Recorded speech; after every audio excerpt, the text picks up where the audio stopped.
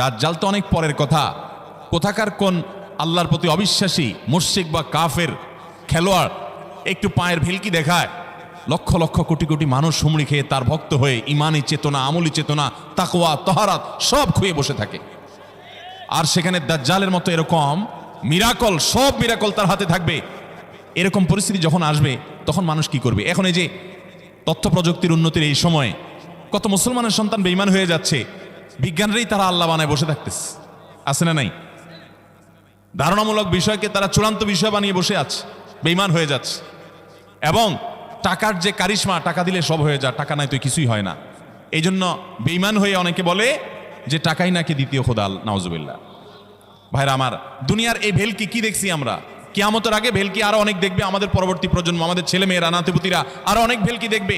এমন ভেলকি দেখবে যে তাদের আল্লাহর প্রতি ঈমান আনা, আখিরাতের প্রতি বিশ্বাস করাটা কঠিন থেকে কঠিন হয়ে যাবে। এরকম পরিস্থিতি তৈরি হবে দুনিয়াতে। তথ্য প্রযুক্তির উন্নতির নাম দিয়ে, এটার নাম দিয়ে, সেটার নাম দিয়ে মানুষের জীবনযাত্রা সহজ হবে, কিন্তু এর মাধ্যমে মানুষের ঈমান দুর্বল হওয়ার অনেক সম্ভাবনা, সংখ্যা তৈরি হবে এবং শয়তান সেগুলো সৃষ্টি করবে। এই আশঙ্কা থেকে বাঁচার জন্য সূরা কাহাফটা হলো মহৌষধের মতো।